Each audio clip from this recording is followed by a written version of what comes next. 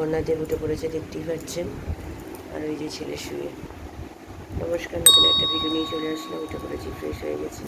তো আজকে ছেলের আন্টি আসেনি, ছেলের আন্টির শরীর খারাপ, আর আমারও শরীরটা ভালো না, তাই আজকে ছেলেকে স্কুলে পাঠাচ্ছি না। কালকে থেকেই শরীরটা খারাপ লাগছিল, তো তাও তো বেরিয়েছিলাম, দরকার ছিল, তাই নাহলে বেরোতাম না। তো শরীরটা বেশ ভালো রকম খারাপ হয়েছে, ওষুধ খেয়েই শুয়েছিলাম কালকে রাত্রিরে। এখন শরীরটা অতটা ভালো নয়, উঠেছি দেরি করে। মাসির কাজ মোটামুটি হয়ে গেছে, মোচাটা বসিয়ে দিয়েছি প্রেশার কুকারে, তেল নুন আর একটু হলুদ দিয়ে সিটি, একটা সিটি করবে, বন্ধ করে দেবো। তো মাসির কাজ হয়ে গেলে একটু চা করবো, চা খাবো। আমার হাজব্যান্ড ফর্দ নিয়ে এসছে সকাল সকাল গিয়ে, এখন বাজার করতে হবে, রান্নার যে বাজার হাট, যেটা মানে ঠাকুরমশাই রান্না করবেন, তো তো সেই রান্না ঠাকুরের ওই যাবে এখন। এখন যাই রান্নাঘরে গিয়ে ওটা দেখি, ওটা হলে নামাবো, নামিয়ে কোটাকুটিটা করবো, আলু কাটবো, তাহলে হয়ে যাবে। আর নারকেল এনেছি, নারকেলটা দেখি ভেঙে যদি একটু কেটে দিতে পারি, তাহলে নারকেলের একটু ওতে কুচিয়ে কিছু নারকেল দেবো। তো চলুন, আপাতত এখন আর কথা বাড়াচ্ছি না, আমি আবার পরে আসছি। নারকেলটা আমার হাজব্যান্ড মানে কেমনি ছাড়িয়ে দিয়ে গেছিলো, ফাটিয়ে দিয়ে গোটা নারকেলই আনা হয়েছে। তো আমি কেটে রেখে দিলাম নারকেলটা আগে। তারপর এখানে আলুগুলো কাটছি, দুটো আলু, তাও আলু বড় দেখে একটা আলু নিয়েছিলাম, একটা ছোটো দেখে এনেছি। বড় আলুটার মাঝখানে অনেকটা মানে পোকা মতো ছিল, সেটা বাদ দিয়ে যতটুকু নিয়ে আরেকটা ছোটো থেকে আলু নিতে হয়েছে পরে। তো নিয়ে ওটা কেটে নিয়ে রেখে দিলাম। আর ওইদিকে তো প্রেশার কুকারে একটা সিটি দিয়েছি, নুন হলুদ আর কী বলে তেল দিয়ে সামান্য, এই মোচাটা, তো ওটা হয়ে যাবে। ওটা হয়েও গেছে অলরেডি, সিটি মানে এখন বন্ধ হয়ে গেছে। তো এইগুলোকে করে এই যে দেখুন ভেতরে কতটা, তাও তো এটা অল্প আছে বলে নিতে পেরেছি। এক একটা এমন থাকে পুরোটা বাদ চলে যায়, এত গায়ে লাগে না, কত দাম দিয়ে কিনা। আলুর দামও তো কত বেড়ে গেছে বলুন। তো যাই হোক, চলুন, এই আর কি করা যাবে। এটা প্রত্যেক দিন এরকমই, বেশিরভাগ ক্ষেত্রে বড় বড় আলুগুলোর ক্ষেত্রে এরকমই হচ্ছে দেখছি। ছোটো ছোটো আলুগুলো ঠিক থাকছে, বড়গুলো এরকম। তো যাকে চলুন, গোটাগুটি কমপ্লিট, ছেলেকে তুলবো এবার। এই যে আমার চা বসিয়ে দিয়েছি আদা চিনি দিয়ে প্রত্যেক দিনের মতো, আর এই যে ছেলের দুধ। আর এখানে দুধটা নতুন করে জাল দিচ্ছি না, কালকে দিয়েছি, ফুটেও গেছে। আর এখানে মোচাটা এই যে জল করে রেখে দিয়েছি ছাঁকিয়ে। তো চলুন, এটা হোক। আমি চাটাতে এবার চা পাতা দিই, চা পাতা দিয়ে দিয়েছি, ফুটতেও শুরু করে দেবে। আমার দুধ জল দেওয়া হয়ে গেছে, চলুন এবার ঢালবো। এই যে আমার চা রেডি, আর ছেলেরও তো দুধ রেডি হয়ে গেছে আগেই। তো চলুন চাটা খাই, আর ছেলে দুধটাকে চুল কাটতে যাবে, তো আমি আবার পরে আসছি। চলুন, রান্নাঘরে চলে এসেছি রান্না করতে। তো এখানে আলু দেবো, ছোটো এলাচ, দারচিনি, গোটা জিরে, তেজপাতা দিয়ে আলুগুলো দিয়ে দিলাম, ডুবো ডুবো করে কাটা। ভালো করে ভেজে নিয়ে তার মধ্যে দেব হচ্ছে নুন, কী বলে, নারকেলটাও দিয়ে দিয়েছি, নারকেলটা ভালো করে ভাজা হয়ে যাবে। আজকে প্রথমবার নারকেল দিয়ে করছি, এর আগে কোনো দিন করিনি। আদা বাটা দিয়েছি, নুন দিয়েছি, দিয়ে কাঁচা লঙ্কা চিড়ে দিয়ে দিয়েছি, দিয়ে ভালো করে নেড়ে চেড়ে হলুদ গুঁড়ো, লঙ্কার গুঁড়ো, সামান্য জিরে গুঁড়ো দিয়েছি, অল্প করে জল দিয়েছি, দিয়ে ভালো করে কষিয়েছি। কষানোর পরে তারপরে দিয়ে দিয়েছি হচ্ছে মোচাগুলো ভালো করে ভাজা করেছি, করে নিয়ে নামিয়ে ফেলেছি। গতকাল যেটা চাপ নিয়ে আসা হয়েছিল, চাপটা ভালো হয়নি, তার জন্য ঘরেতে একটু পেঁয়াজ তেলের মধ্যে, সাদা তেলের মধ্যে ছোটো এলাচ দারচিনি দিয়ে পেঁয়াজ দিয়েছি, দিয়ে টমেটো দিয়ে ভালো করে কষিয়েছি, আদা রসুনের পেস্ট দিয়েছি, নুন মিষ্টি হলুদ গুঁড়ো লঙ্কার গুঁড়ো দিয়ে অল্প অল্প দিয়ে ভালো করে ওই গ্রেভিটা দিয়ে দিয়েছিলাম চাপে, দিয়ে চিকেনটা দিয়ে ভালো করে নুন মিষ্টি দেখে নামিয়ে ফেলেছি। খেতে অসাধারণ হয়েছে আজকে। এই চুল কেটে এসছে, পেছন করো, একা একা গিয়ে চুল কেটে এসছে, দেখুন ভালো হয়েছে। সামনে করো, চুলটা কাটা হচ্ছে কেন? সামনে পুজো বলে, রথযাত্রা ঘরে পুজো বলে? হ্যাঁ, না চুলগুলো বড় হয়েছিল, তাই জন্য বললাম কেটে আসতে, তাই কেটে আসলো। ভালো হয়েছে, চুলটা কাটা একা একা গিয়ে কাটতে শিখেছে, তো ভেরি গুড। এবার একা একা যাবে, সবসময় কি পাপা মাম্মা যেতে পারে বলো? তাহলে তুমি তো ভালো ছেলে, বড় হয়ে গেছো। বড় নেই, ছোট আছো। এই বিছনা থেকে সরো, যাও স্নান করে আসো, কোনো স্নান হয়নি, যাও স্নান করে আসো। হ্যাঁ বৃষ্টি পড়ছিল, সেটাই তো চিন্তা হচ্ছিল যে তুমি কি করবে। হ্যাঁ ঠিক আছে, যাও আগে স্নান করতে যাও। ছোটবেলাকার জিনিস এখন বার করে খেলতে লেগেছে, দেখুন এত বড় ছেলে হয়ে গেছে। হ্যাঁ, এভাবে করো না, দাগ হয়ে যাবে, যাও।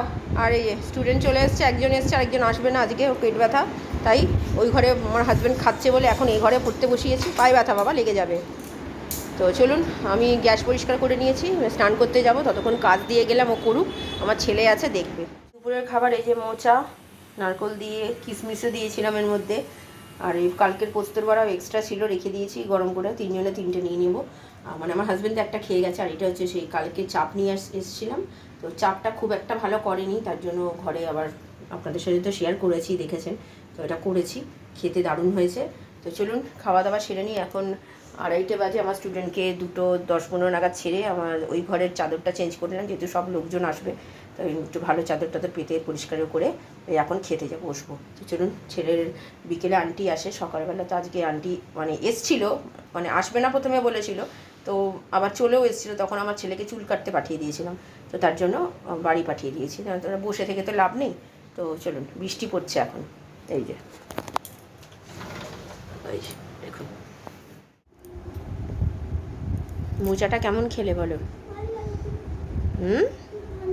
খুব ভালো লেগেছে, আমার মায়ের মতো হয়েছে, টিটলার মতো। যাও পড়তে বসো।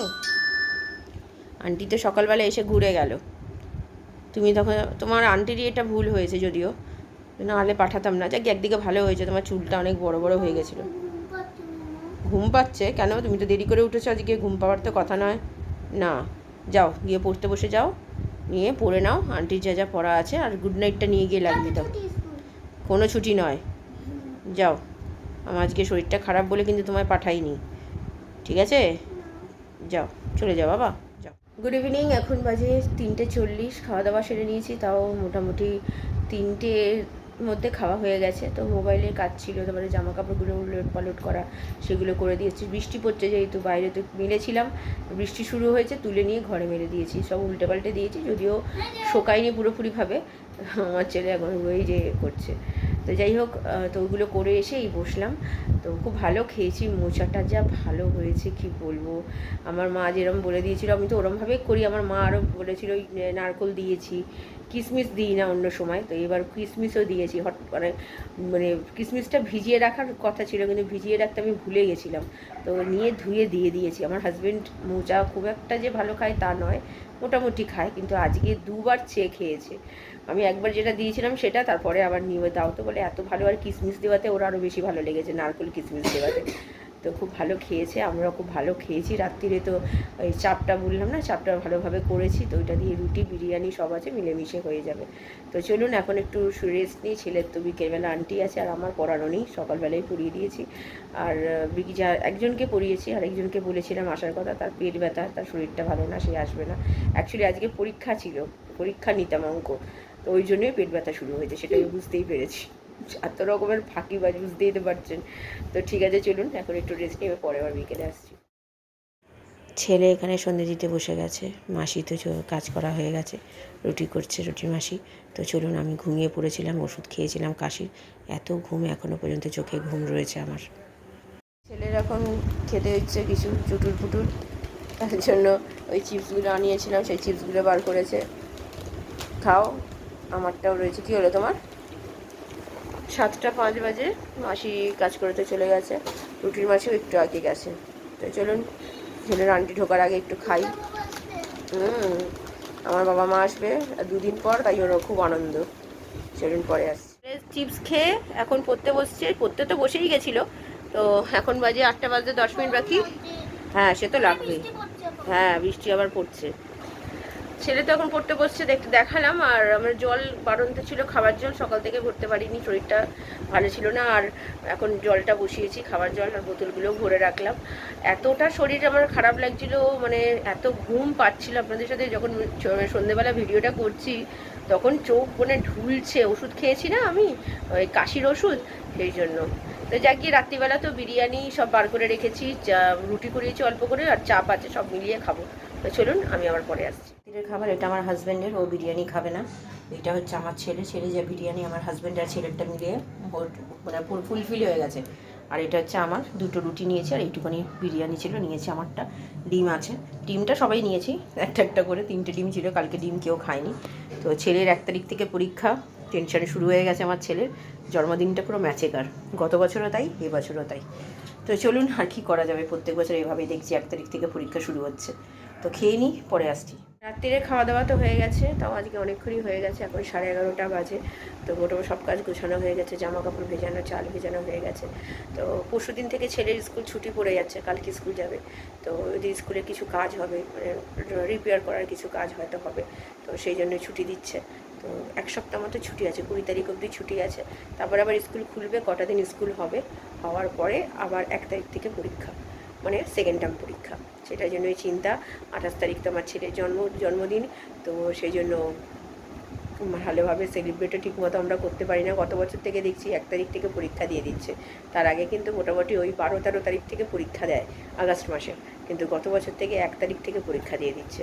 তো এবারও সেটাই দিয়েছে, 1 তারিখ থেকে মনে হয় 11 তারিখ অবধি পরীক্ষা হবে। এটাই আমার ছেলে চিন্তা করছে। তো ঠিক আছে, ভিডিও তাহলে আর বড় করছি না। ভালো লাগলে লাইক শেয়ার সাবস্ক্রাইব করবেন। কালকে নতুন একটা ভিডিও নিয়ে চলে আসবো। আপনারা ভালো থাকবেন, সুস্থ থাকবেন।